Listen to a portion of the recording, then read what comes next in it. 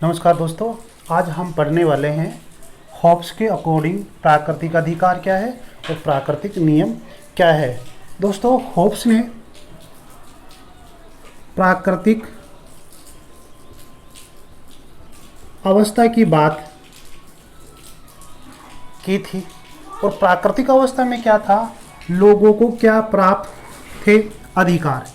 प्राकृतिक अवस्था में लोगों के पास क्या थे, प्राकृतिक अधिकार थे, प्राकृतिक नियम नहीं थे।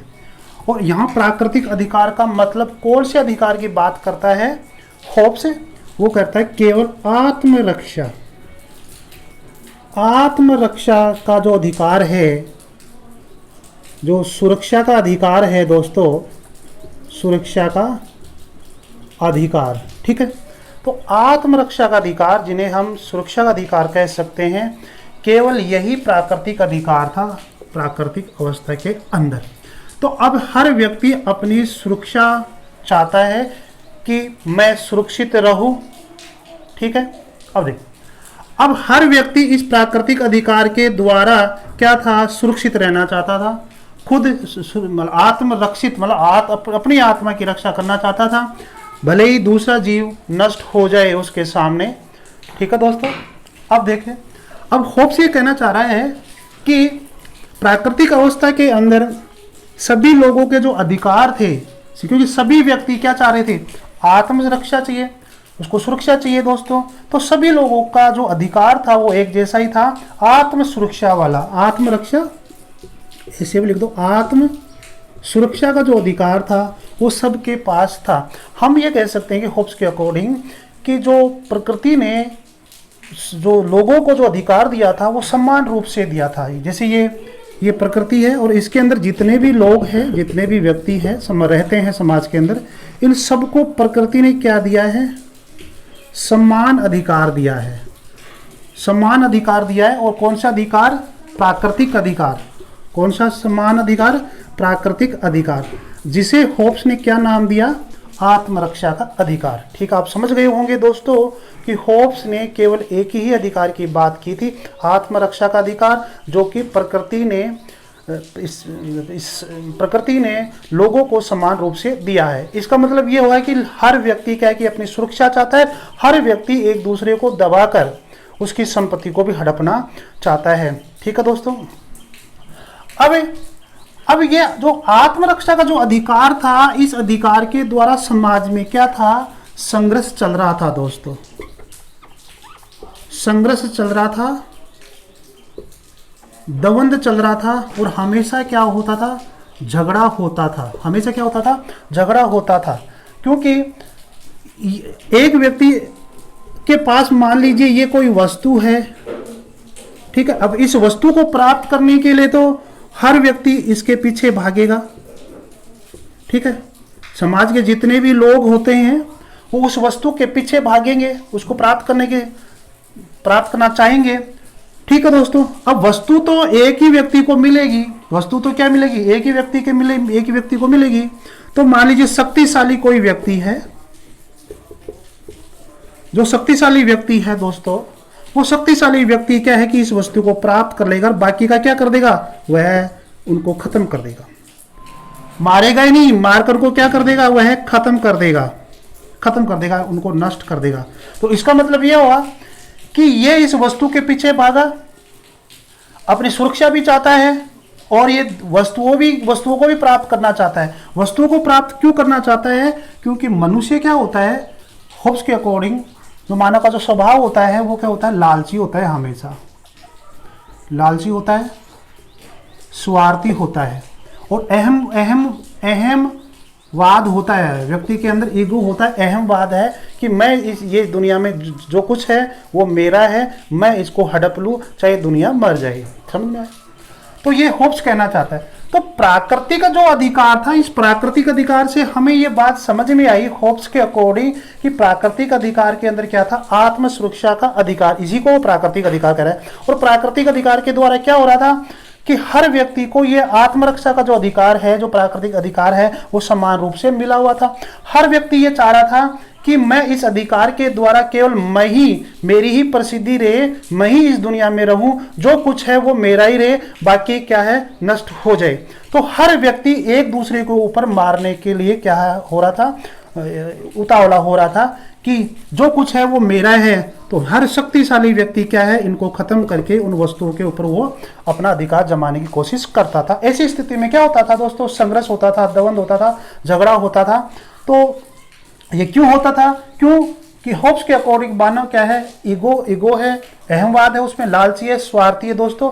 तो ये हम अब देखा कि जो होब्स ने जो जिस प्राकृतिक अधिकार की बात की थी, उस प्राकृतिक अधिकार के द्वारा लोगों में नैतिकता नहीं थी, लोगों में आध्यात्मिकता का कोई नाम नहीं था। इस अधिकार के द्वारा लोगों में संघर्ष ही होता था, दबंदी होता था, ठीक है दोस्तों, लड़ाई झगड़ा होता था, समाज में एक अव्यवस्था थी। लेकिन मनुष्य स्वार्थी था, मनुष्य अपनी आत्म सुरक्षा के लिए ये खोजने की तलाश करने लगा कि यार इस तरह से लोग रहेंगे तो लोग एक दूसरे को मार देंगे, इस तरह से दुनिया खत्म हो जाएगी। तो लोगों ने अपनी सुरक्षा के लिए, आत्मरक्षा की सुरक्षा के लिए, कि भले ये मेरे को चीज न मिले लेकिन मैं सुरक्षित तो रहूं कम से कम। अरे मैं इस चीज को प्राप्त नहीं कर रहा हूं, शक्तिशाली इस चीज को प्राप्त कर लेगा, लेकिन मेरे प्राण तो सुरक्षित रहे। इसलिए स्वार्थी लोग, लालची लोग अपने प्राणों की रक्षा के लिए उस प्राकृतिक अवस्था में कुछ ऐसे नियम बनाए, जिन नियमों से बंध कर व्यक्ति कुछ आत्मरक्षा का जो अधिकार है उसमें कहीं ना कहीं अपने आप को कंट्रोल कर सके। समझ में आ रही है, कहीं ना कहीं अपने आप को कंट्रोल कर सके। अर्थात हम ये कह सकते हैं कि जो मनुष्यों को जो प्राकृतिक अवस्था के अंदर जो पूर्ण रूप से जो स्वच्छंदता दी गई थी, ठीक है, तो स्वच्छंदता और स्वतंत्रता में क्या हो जाए, एक बीच की कड़ी हो जाए, एक समन्वय हो जाए, ताकि लोगों की आत्मरक्षा हो सके, क्योंकि जीना तो सब चाहते हैं, ठीक है, इस तरह से। तो उसने इस प्राकृतिक अधिकार पर कंट्रोल करने के लिए कि आगे इस प्रकार की कोई लड़ाई झगड़ा न हो, सभी लोग सुरक्षित रहे, इसलिए होब्स के अकॉर्डिंग उस प्राकृतिक अवस्था में मानव ने नियम बनाए। क्या बनाए?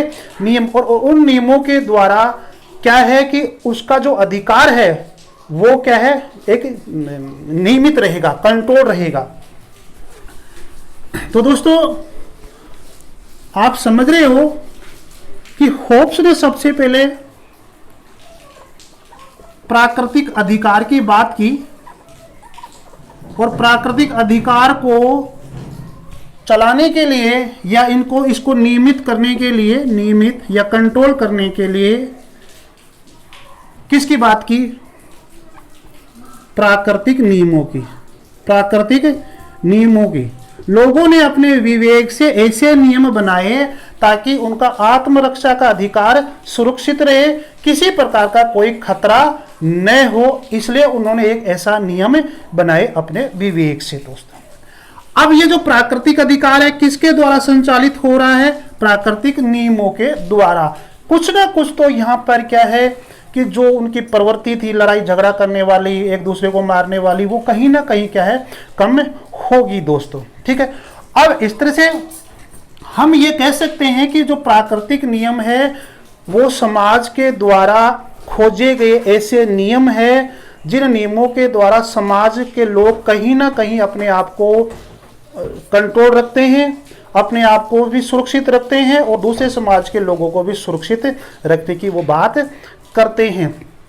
जहां बिल्कुल जब प्राकृतिक अवस्था में लोग एक दूसरे को मारने के लिए उतावलू हो जाते थे, तो उससे बचने के लिए उस एक तरह से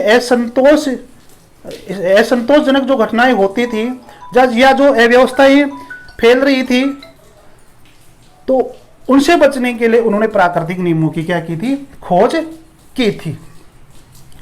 अब प्राकृतिक नियम क्या होते हैं? तो होब्स ने प्राकृतिक नियम कितने बताए हैं? 19 प्रकार के प्राकृतिक नियम बताए हैं दोस्तों।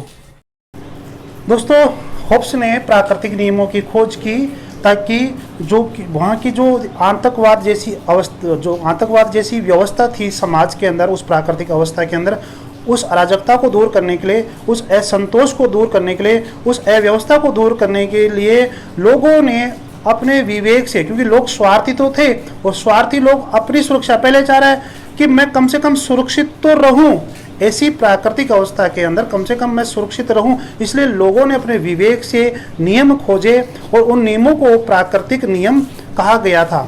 ठीक है, और इन प्राकृतिक नियमों को होब्स ने क्या नाम दिया दोस्तों? होब्स ने नाम दिया शांति की धाराएं, आर्टिकल्स ऑफ पीस, शांति की धाराएं नाम दिया। आपसे पूछा जा सकता है कि होब्स ने प्राकृतिक नियमों के बारे में क्या कहा? शांति की धाराएं, या शांति की धाराएं किसने खोज की? होब्स ने की। तो होब्स ने कितने प्रकार के नियम बताए थे? 19 प्रकार की, कि उस प्राकृतिक अवस्था में लोग अपनी सुरक्षा चाहने के लिए, अपने आप को जिंदा रखने के लिए सभी लोग समान रूप से रहे, सभी लोग सुरक्षित रहे, इसलिए 19 प्रकार के नियम उन्होंने बनाए थे दोस्तों। अब उन सभी प्रकार के नियमों का एक सारांश यही है दोस्तों, कि सार क्या है कि दूसरों के साथ तुम वैसा ही व्यवहार करो, दूसरों के साथ तुम वैसा ही करो जैसा अपने लिए उनसे चाहते हो।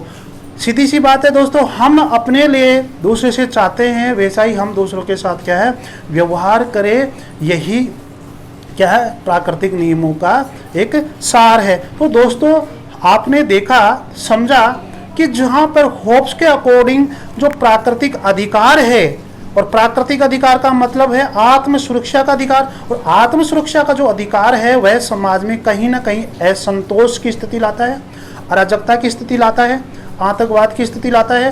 और इस अधिकार के अंदर प्रत्येक व्यक्ति प्रत्येक के विरोध में क्या है युद्ध कर रहा है, संघर्षशील रहता है, दवंद रहता है, पता नहीं किसकी जान कब चली जाए। तो इस तरह से उनका जीवन क्या था? असुरक्षित था। और इस असुरक्षित जीवन को सुरक्षित बनाने के लिए लोगों ने अपने विवेक से कुछ नियम खोजे, और उन नियमों को होब्स ने क्या का नाम दिया? शांति की धाराएं नाम देता है दोस्तों। ठीक है, आर्टिकल्स ऑफ पीस। और उन सभी नियमों का जो सार है वो यही है कि दूसरों के साथ तुम वैसा ही व्यवहार करो जैसा कि तुम अपने लिए चाहते हो दोस्तों। तो ये है। तो अब आपको पता लगा कि वैज्ञानिक भौतिकवाद सिद्धांत के अंदर जब मैंने आपको पढ़ाया था कि उसने वैज्ञानिकता के अंदर सबसे पहले क्रमबद्ध रूप से अपने विचार प्रस्तुत करता है, तो सबसे पहले वह मानव के स्वभाव संबंधी विचार देता है, और मानव के स्वभाव संबंधी विचारों के अंदर वो कहता है होब्स से कि मानव का स्वभाव पूरी तरह से क्या होता है? अहमवाद पर आधारित होता है, स्वार्थी होता है, लालची होता है। उसके बाद में वह प्राकृतिक नियमों की बात करता है। ठीक है, प्राकृतिक नियमों की, और प्राकृतिक नियमों से पहले वह ये कहता है कि हर मनुष्य को बराबर क्या है प्रकृति के द्वारा अधिकार मिला हुआ है, और वो कौन सा अधिकार है? आत्म सुरक्षा का अधिकार। और आत्म सुरक्षा के अधिकार में हर व्यक्ति एक दूसरे को क्या है नीचा दिखाना चाहता है, एक दूसरे को मारना चाहता है, अपने आप की वो कीर्ति बनाना चाहता है, अपने आप को शक्तिशाली बनाना चाहता है। ऐसी स्थिति में सभी व्यक्ति क्या थे?